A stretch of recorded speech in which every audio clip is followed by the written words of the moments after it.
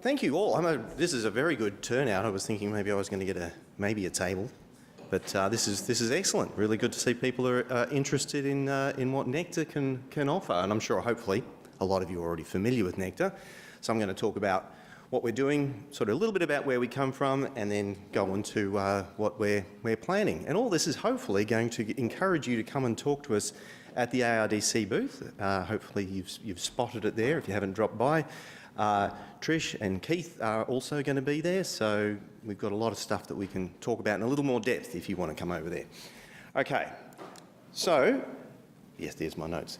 So a very quick slide about ARDC. Much better to come and talk to us in person, but that's our purpose and our mission. I'm not going to read them verbatim, but you can see that our purpose here is to help researchers do the most with their research so that we uplift and we're really competitive. And Australia's done a really good job, and so has New Zealand, so I must admit I don't have as much visibility into the New Zealand side of things, and you're very lucky that you've got some people talking about that tomorrow. So Sean Mathany's on tomorrow to talk a bit more about a more focused version of Nectar. So, the Nectar Research Cloud, can I get a quick show of hands? How many people have actually heard of it? Yep, and how many have used it? Slightly less, but pretty good still. And hopefully at the end of this, you'll all want to use it and you'll be rushing to our booth to sign up. Not that you have to come to the booth to sign up, but anyway. So basically, the Nectar Research Cloud is a way for us to provide compute resource to a compute-hungry research landscape. As people get more and more data, they need to process it, and we all have laptops and computers and so on, but they are not always able to keep up with the demands of the computation that we need to do. But it's also really expensive to buy a more and more powerful computer.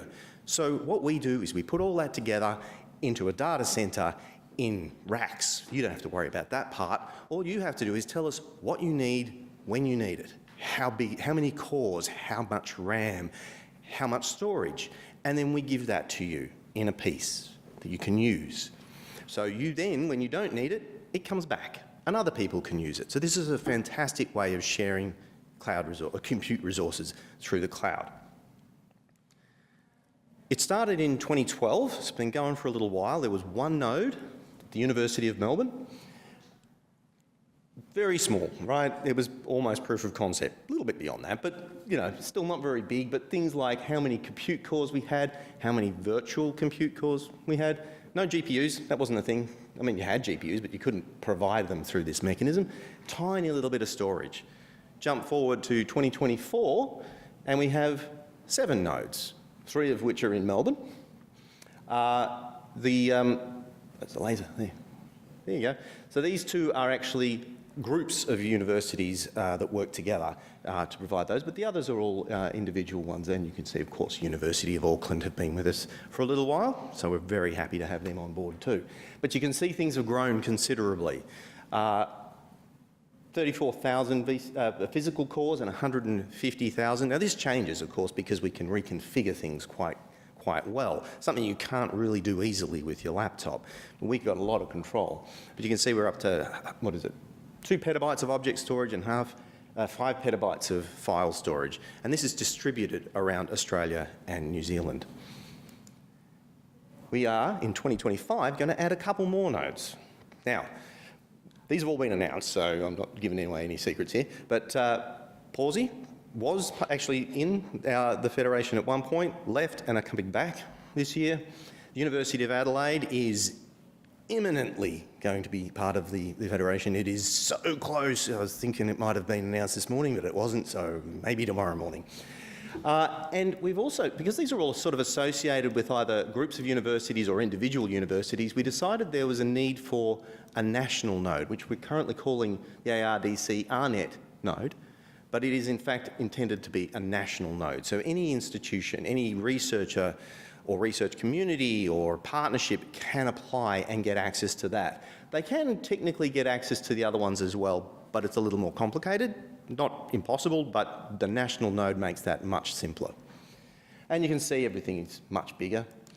I'm not going to explain this slide. The key thing is all of this, All of this stuff around here is what's happened over the last 12 years, and this is what we did in the last year. But the main takeaway is that in just over a decade, we've grown from 1,000 VMs to over 8,500 and 50,000 researchers. And that's a conservative estimate, because often we don't have visibility in how our resources are using, only the low end of how many people are using it. So we actually think it's a lot more than that, 3.5 billion processing hours. That's sort of almost high-performance computing stuff. But it's a lot easier to use than high-performance computing for anybody who's comparing them. We're part of the National Collaborative Research Infrastructure Strategy in Australia, and these are all of the NCRIS, that's what NCRIS is, these are all the NCRIS facilities. We have close connections with all of these institutions, all these groups. There are a lot of others as well, too many to put up here, of individual research groups, centres of excellence, individual research projects. There are so many things going on Nectar all the time. Now, I'm actually going to jump back for a second. So we often talk about what is a good case study. And when COVID hit, there was a real need to do simulation very quickly. So we were able to very quickly turn to pivot to give those researchers access to compute to support their COVID research.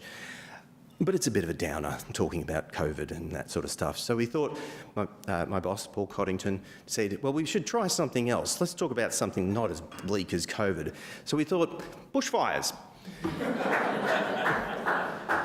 But importantly, and these people are doing God's work because they are looking at bushfire impacts on vineyards.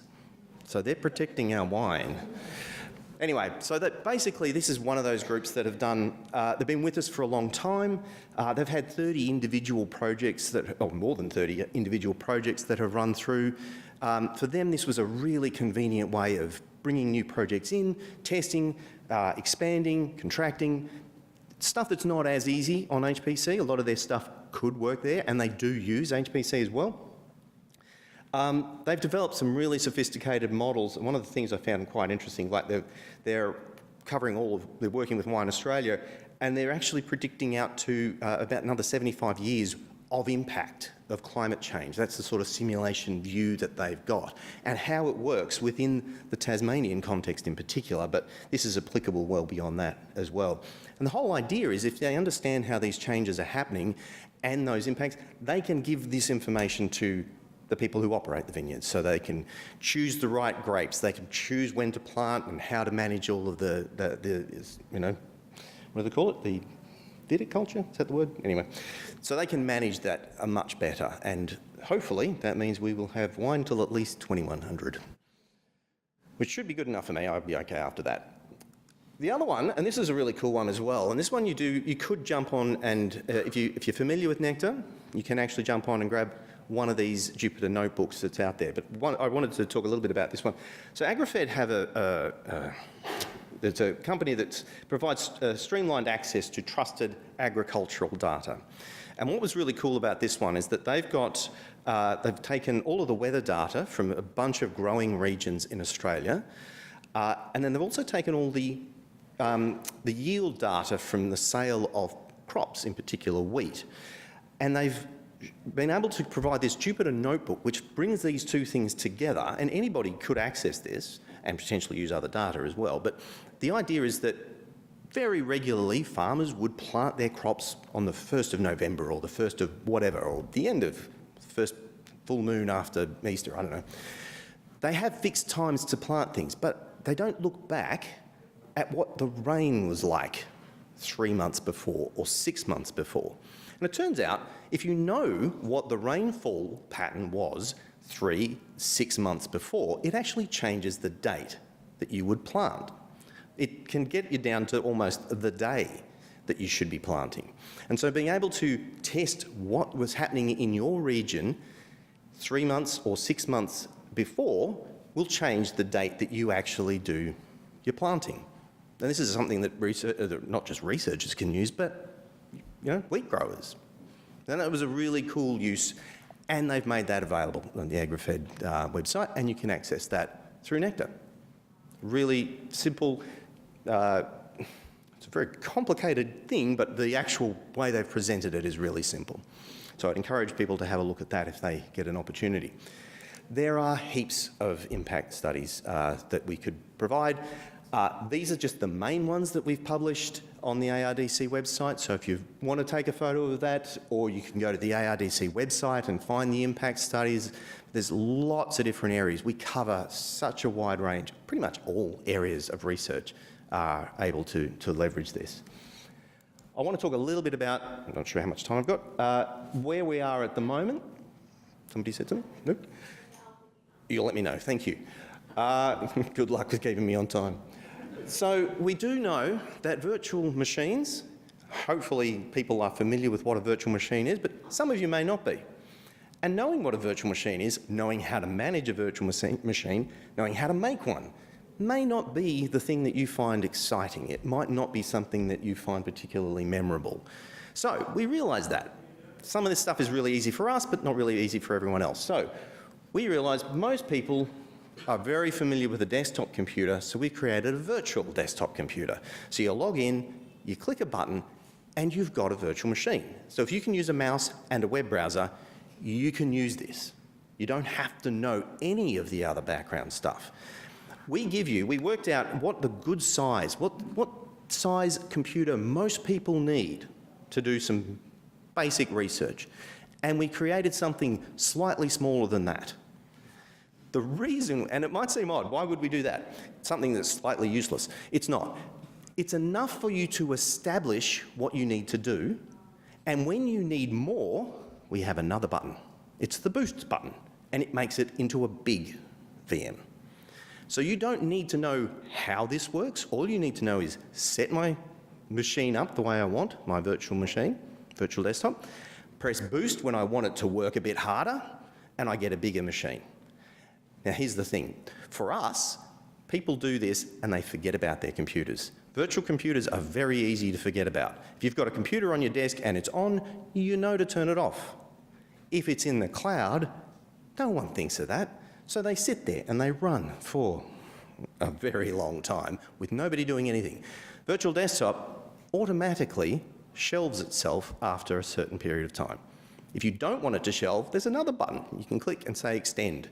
So you know, again, don't need to know how this works. You just say, I'm still using it. It's a version of, are you still watching?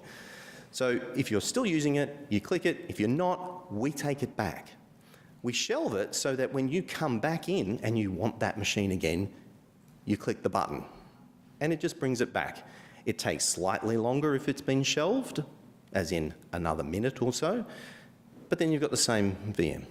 So that means we can make much more efficient use of these compute resources, certainly much better than you can do with a laptop or a computer on your desk.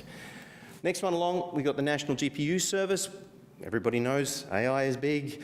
GPUs are really important. They're also really expensive, so making them available in an equitable, fair way is tricky. So we have a national service where you can request GPUs, you get a reservation, and as long as nobody's in the queue behind you, you can keep extending that use too until there's a maintenance window. So great way for us to share access to an expensive resource.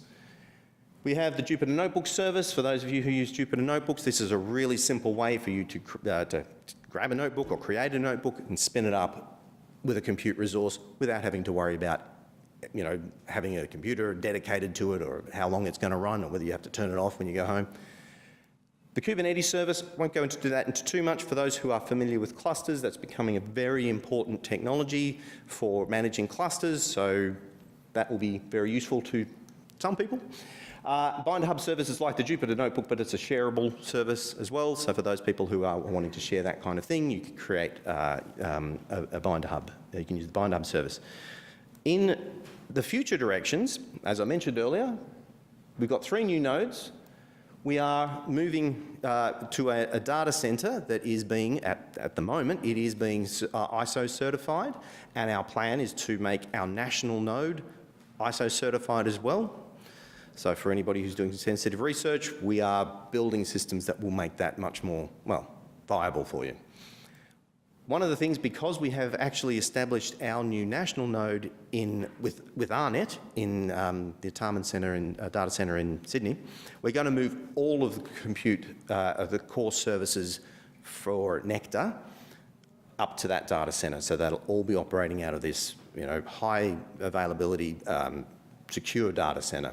Not that the one we're in is not that, it's just this will be a much better environment for us and provide a much more even experience for all of the nodes that I mentioned earlier. Further to the virtual desktop service that I mentioned before, we realise there's a lot of little things like that where researchers don't really want to know how to build certain things, but they build fairly standard kind of things, like you want to attach storage or you want to have a GPU in your virtual desktop or bigger memory or something like that. So we're going to look at a researcher portal which will be a much simpler thing to use than the Nectar dashboard. So for anybody who's used the Nectar dashboard, maybe not the friendliest thing in the world, we are aiming to make the friendliest thing in the world.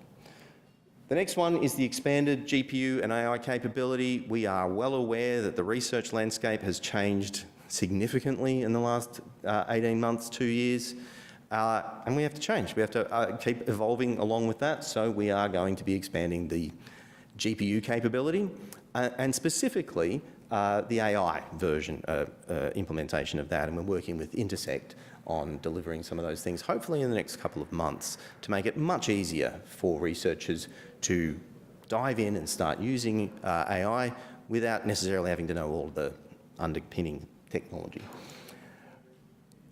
I'm very close. So we have our International Data Week, which you're going to hear from everybody from ARDC. Please come along to the booth, and if you've got any questions about it, we're happy to talk about it. But we hope that we see a good, strong contingent from Auckland, from New Zealand, sorry, not just Auckland, from New Zealand. Where I am. Yeah, just hang around, Bernard. Thank you. I think that was my last one, yeah. Interesting. Great. Thanks. I was going to say if there was any questions, but thank you so much. It's super insightful, especially learning about AgriFed, since we also have a lot of ag research here as well, which is probably sister company. But I was going to ask, but you said it in the very last slide, what are ARDC's plans to further enhance its capabilities for emerging technology like AI, but I'm assuming that comes under the GPUs. Oh, well, look, yeah, that's one of the key elements for us, but there are, it's a little broader than that, so we're looking at building images to make it easy, so it's not just that you have a GPU to do it, you also have to have software to do it, and if you're not familiar with making this stuff, then having something pre-built for you will be really advantageous, and I think Sean might talk about that tomorrow, so I don't want to steal his thunder. He's over there. Cool. Thank you so much.